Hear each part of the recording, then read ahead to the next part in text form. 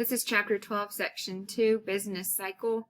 As you are listening to today's information, I recommend that you take notes so that you'll have those notes to help you complete the check for understanding, as well as to help you study for your unit test. Before we get started today, though, we need to refresh our memories on GDP, because today really brings in that concept and how it fits into this business cycle. So there were two types of GDP that you learned about in the previous section. The first type is nominal GDP. And nominal GDP states GDP in terms of current value of goods and services.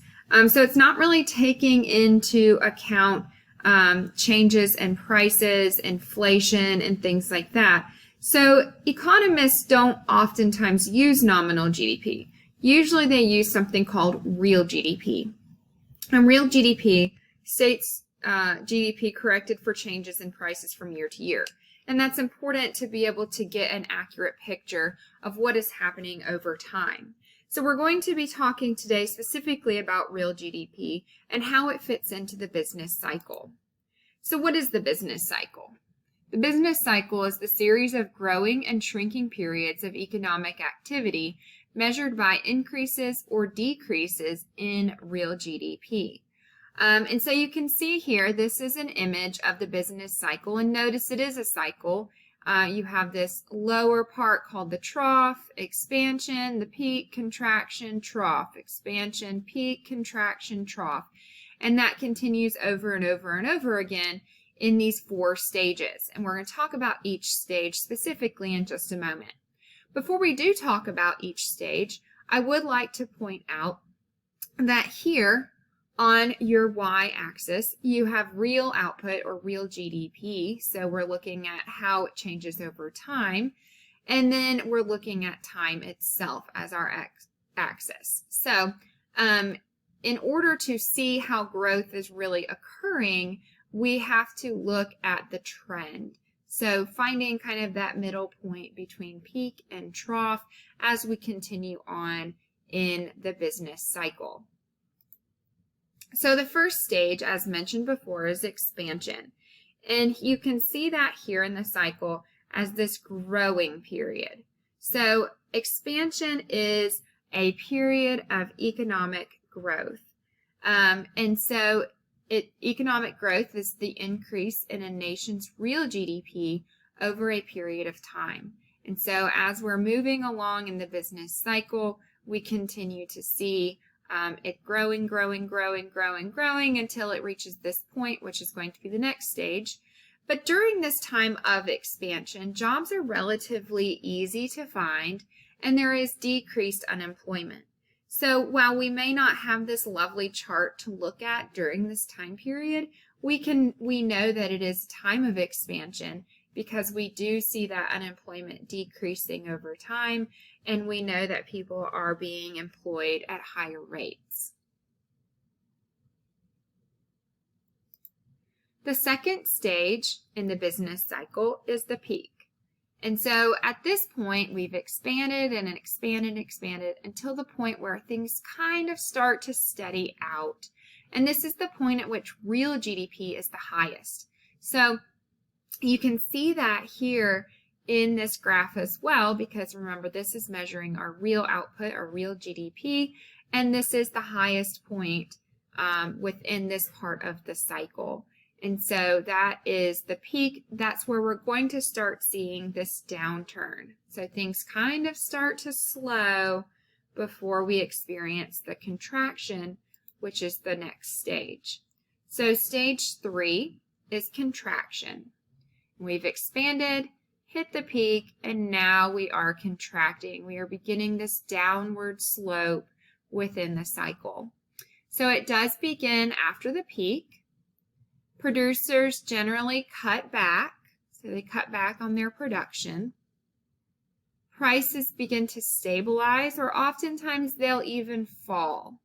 And the reason that they might fall is because if you are a producer, remember that your incentive, your motive is profit. And so if you notice there's a slow in your business cycle, you're not selling quite as much, prices will begin to fall in order to pick up more profit. We generally see unemployment rising, so fewer people are employed. Sometimes people will lose their job. It becomes difficult to find a job. If we have an extreme contraction, if this contraction goes on for a long period of time, sometimes we might experience a recession, or in very serious circumstances, but also very rare circumstances, you could experience a depression. And both recession and depression depend on the length of the contraction. So a recession is oftentimes defined as a contraction lasting 6 months or more. And we saw that especially back in 2008. We had an extended period of a contraction. Now, if you look at the definition of depression, it says an extended period of high unemployment and limited business activity. Now, it doesn't give us that finite timeline. It doesn't say 6 months to whenever. Instead, it may not be, it's definitely not going to be a short period of time. It's going to be a long period of time. But you also would see a much faster decrease, or a contraction that occurs over a shorter period of time that's much more severe. And it takes a longer period of time for it to hit that bottom, that trough that we're going to talk about in the next stage. So usually prices decrease, but if they do increase, which sometimes does happen during this stage, it is called stagflation. And what happened here is they just took the word stagnant, or stagnant, and they combined it with the word inflation. So we have a stagnant economy and still inflated prices. And so this can cause a contraction to last even longer, because it's much more difficult to kind of make that final bottom point and then begin to expand if we continue to have increased prices and not able to make adjustments to the business cycle. The fourth stage here is the trough, and this is the very bottom point. So this is the point, or the final stage of the business cycle, where real GDP and employment stop declining. The business cycle is complete when it has gone from, through all 4 stages, from trough to trough, or peak to peak. So a business cycle could either be measured from this point to this point, or this point to this point. Okay, so it has to go through all 4 of the stages and be back at that first original stage in order for it to be considered a business cycle. So one more time, business cycle can be measured from either the peak to the peak, or it can be measured from the trough to the trough. Okay, so why do business cycles occur? Well, they can occur for a variety of reasons. The first reason we're going to talk about are business decisions. And so one business making a decision as far as their sales and their production probably is not going to have much of an impact over the entire business cycle. But if enough businesses make similar decisions, it can lead to a change in the business cycle.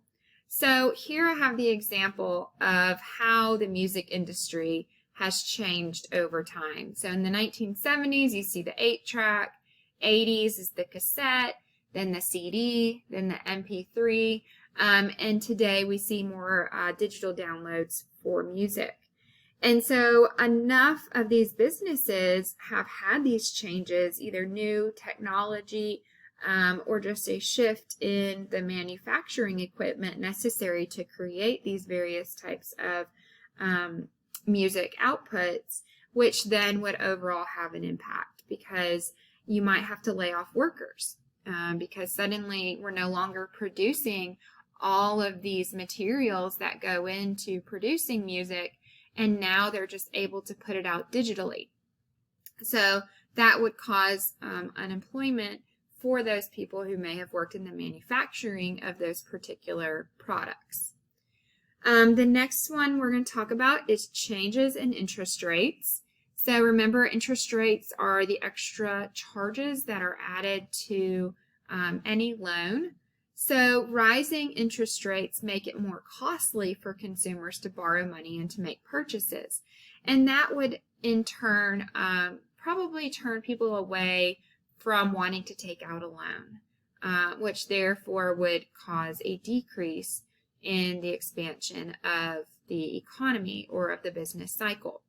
Whereas when you have interest rates decrease, people are more interested in taking out loans, and therefore it promotes an expansion. People are willing to take out a loan so that they can get the things that they want to because they're not having to pay as much in the long run. And so interest rates can definitely have an impact. The third factor is consumer expectations.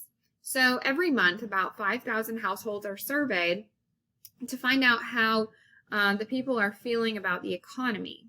The results are then published in the Consumer Confidence Survey report. And the way that consumers are feeling about prices, business activity, and job prospects influences their economic choices, and their choices can bring about changes in the overall demand of the economy. And then finally, external issues. And this one is one that I think hits pretty close to home right now. Obviously, we know that natural disasters can have an impact on the economy and the business cycle. And in many aspects, with the global pandemic of COVID-19, we can see those external issues having an impact on our business cycle currently. And so many people have recently lost their jobs because of the virus and having to shut down specific businesses and things like that. And so that has had a drastic impact on the business cycle. Okay, so finally, we're going to talk about predicting business cycles. There are some indicators that economists are looking for to determine kind of where we are in the cycle and how the cycle will be impacted. So there are 3 indicators. Leading indicators, measure of economic performance that usually change before real GDP. So these are things that happen prior to the changes. Examples being building permits, orders for goods, and consumers' expectations. So we can kind of make predictions about what will happen in the business cycle based on leading indicators.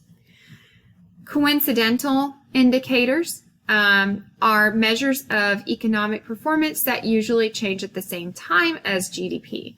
So we're looking at what's happening in employment, how are sales occurring within different businesses, and what is the personal income of our consumers. So we're looking at this to figure out where are we currently within that business cycle based on things happening right now.